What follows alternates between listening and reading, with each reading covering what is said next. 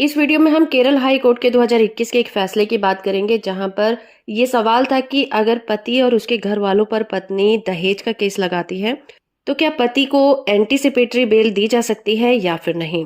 तो बात हो रही है बहुत ही गंभीर अपराध की, जो है दहेज केस की। जब इस तरह के मामले सामने आते हैं तो एक शादीशुदा महिला जिसके ससुराल से दहेज की मांग की जाती है, उसे रहने नहीं दिया जाता।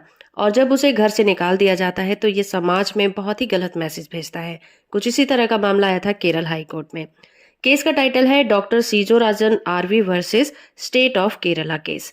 इस केस की सुनवाई जस्टिस वी सिरसे की सिंगल बेंच कर रही थी। मामला था दहेज का, जहां पर डॉक्टर और उसके घर वालों को एंटीसिपेटरी बेल देने से इनकार कर दिया गया था।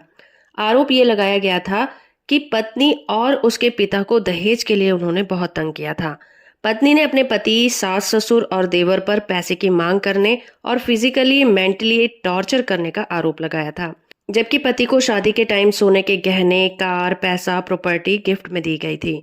जब पत्नी के भाई और पिता ने मामला सुलझाने की कोशिश की, तब उनके साथ गंभीर रूप से पति और उसके घर वालों ने मार पिटाई की और उन्हें चोटों के निशान आए और एक को तो फ्रैक्चर भी हो गया। लेकिन जैसा कि होता ही है, पति ने कोर्ट में सभी आरोपों को झूठा बताया और कहा कि उसे फंसाया जा रहा है।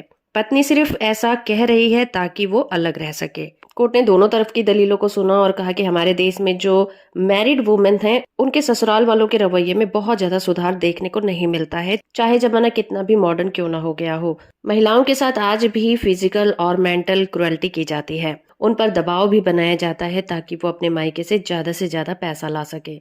रोज इस तरह के मामले सामने आते रहते हैं, पर फिर भी समाज में किसी तरह का कोई सुधार देखने को नहीं मिलता। इसलिए कोर्ट ने कहा कि गिरफ्तारी से पहले जमानत देने का कोई भी आधार नहीं है, क्योंकि यहाँ पर पत्नी ने मेडिकल रिपोर्ट पेश की है जो कि बताते हैं उसके साथ उत्पीड़न हुआ है। इसीलिए कोर्ट ने एंटीसिपेटरी बेल की जो याचिका थी उसे खारिज कर दिया था। और यहाँ पर यह सवाल भी उठता है कि क्या कोर्ट दहेज केस में एंटीसिपेटरी बेल देती है या फिर नहीं देती है। तो जहां पर कोर्ट को ऐसा लगता है कि केस में जान नहीं है, केस में रिलेटेड एविडेंस पेश नहीं किए गए हैं और कोर्ट को महसूस होता है कि मामला झूठा भी हो सकता है, वहां पर केस से रिलेटेड सभी फैक्ट्स को देखने के बाद ही कोर्ट ये डिसाइड कर सकती है कि पति को अरेस्ट करना चाहिए या फिर उसे एंटीसिपेटरी बेल दे देनी चाहिए। वीडियो इन्फॉर्मेटिव है तो आप इसे लाइक, शेयर और चैनल को सब्सक्राइब करना बिल्कुल मत भूलिएगा।